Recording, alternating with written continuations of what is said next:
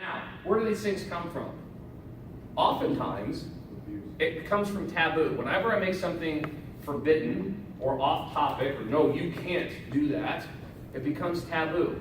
So why might somebody develop a desire, it's very arousing, to dominate another individual? For power to feel Yes. in control. It's Yes. the other way around for like CEOs. They have too much power. They want to feel dominated, so they go to. Yeah, we talked about that a little earlier. I want this for the camera too. But yes, it might be a very taboo thought for me. I might be a very submissive, quiet person all day, every day. I might not have any authority in my job. I might be even very dominated all day in every aspect of my life, including sexuality. But I go to these clubs or these events, or even consensually with my partner, and now I get to be the one dominating. That's a really kind of romantic, sexy, forbidden fruit kind of thought. And the opposite for exhibitionism.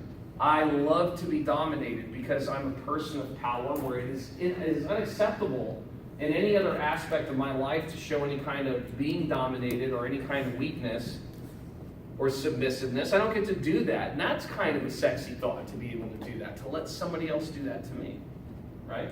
So masochism is inflicting? Sadism, you're a sadist if you're the one with the whip. You're a masochist if you're the one who likes to be whipped. S&M. Always think of it in that order. S&M, dominating, being dominated. Dominating, being dominated. Transvestic fetishism. Very popular comedian, Eddie Izzard. Anybody know Eddie Izzard? Yes. No. Great, very funny, British guy, brilliant man. Speaks like 7 or 8 different languages fluently and does comedy in them fluently. Will come out on stage in woman's garb, dressed as a woman. Guy. It's kind of it's not that he's aroused on stage necessarily. He enjoys dressing as a woman. He's married with kids. He's not gay. There's no sexual transgender component to transvestic fetishism. But as we're talking about paraphilia, it is arousing. If I go home tonight and put on my wife's bra, I'm not going to do that. Please get that image out of your head. Ain't going to happen. Put on my wife's bra, put on some high heels and some panties. That might be very arousing to me, and if it is, transvestic fetishism. Take a picture. Yeah, no. Yeah, as my friends say, pictures or it didn't happen, right? You didn't get no pictures because they have them. Voyeurism. This is the opposition to exhibitionism. Voyeurism is I like to watch. Peeping Toms. I like to watch. Peeping Tom syndrome. I like to watch. I become aroused. Now this can be with permission or without permission. Again, you go to some of these like sex clubs or these swingers clubs, there's a lot of people who do not engage in even a hard swap or soft swap. They don't engage in sex with others. But it's arousing to them to watch other people have sex. Now, with peeping Tom, it can be, and oftentimes is reported, that it's even more arousing. It's a more intense arousal when the person I'm watching doesn't know I'm watching them. Little Richard was a voyeurist.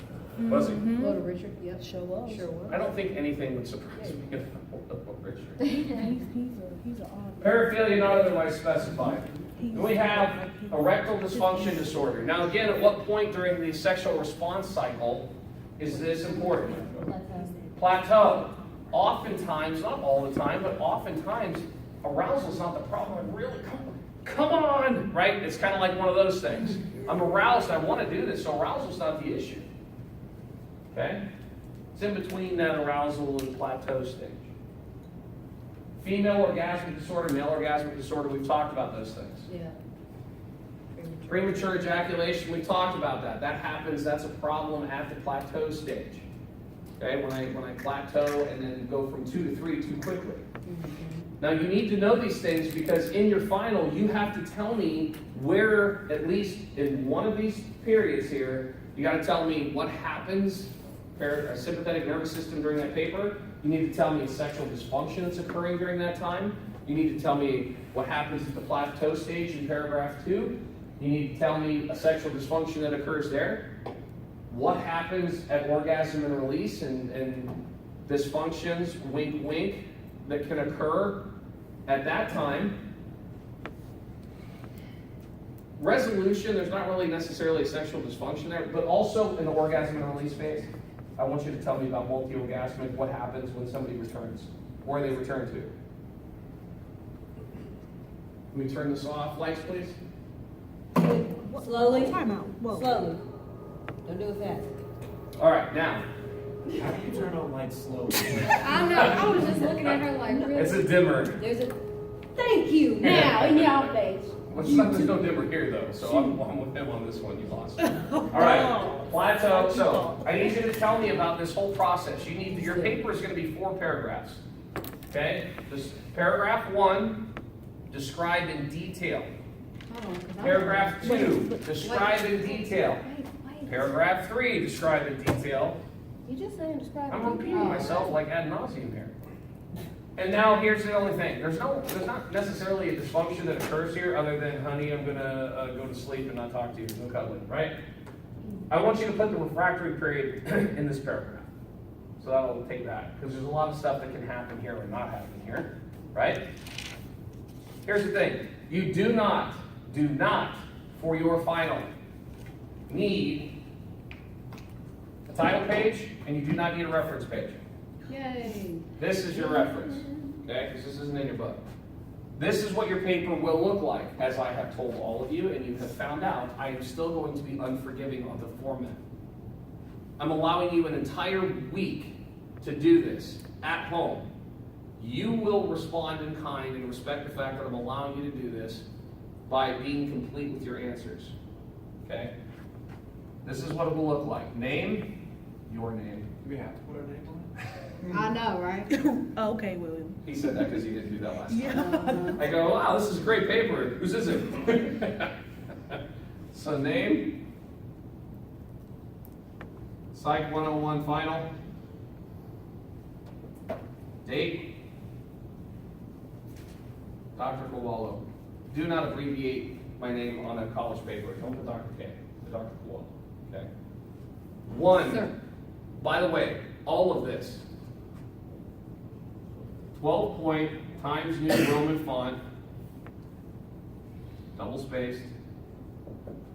Do not put bold, underline, or color in a paper, on a college research paper. Don't ever do that. Is Okay, this, I'm allowing you to do an MLA format here. Yeah, 1-inch margins. is this in the header? Huh? The name, site, date? No, you don't have to do, no title page, no running header. You guys don't need any of that. Just do exactly what I'm writing here.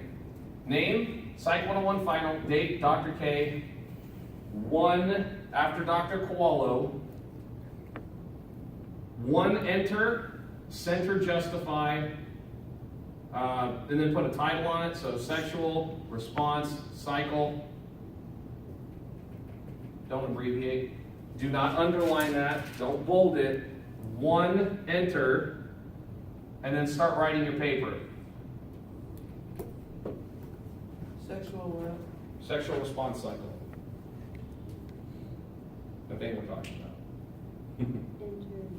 Okay? 4 paragraphs. Be detailed. I will be critical. What'd you say the DS was? Double space. Okay. 12-point Times New Roman font, double space, 1-inch margins.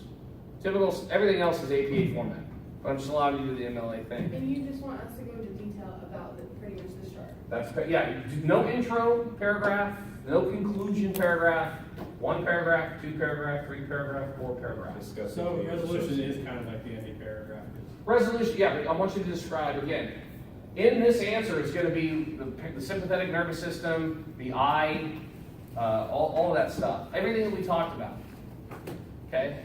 There is plenty that we talked about here that will be plenty to pad this. This does not have to be 3 pages. Can you remind This me? should be a page to a page and a half. Yeah. Can you remind me what you said about the 20 minutes earlier? You said write it down, 20 minutes. The sympathetic. 20 minutes to be on- Next wait. part of this. If you and I get into a Calm fight, yourself. an argument, and we start yelling at each other, that sympathetic nervous system starts kicking in. I get really excited, right? So we start yelling, and blah, blah, blah, and then we have to stop. I have to get away from the stimulus. The stimulus is you and I fighting. I have to end that conversation, go somewhere, and get away from the stimulus, and for 20 minutes, it takes that long for the parasympathetic nervous system to kind of kick back in and slow my breathing, calm down. Takes me 20 minutes to calm down. Woosah. Woosah. All right, are there questions, are there comments? Yes? Okay, so we have to go into detail about the 4 points to the sexual response side Yep. and discuss the associated dysfunctions. You don't have to put all of them. I at least want one dysfunction here in each. And then the resolution, tell me about the refractory period in this last paragraph instead of the dysfunction. So you'll have at least 3 dysfunctions, sexual disorders or dysfunctions, that occur here. Now keep in mind, pedophilia is a sexual dysfunction that occurs here.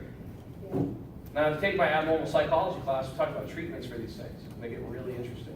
Ooh, and I'm taking it next semester. Now, What up, though?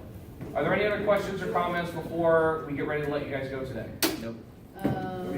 I need to see Lauren before you go.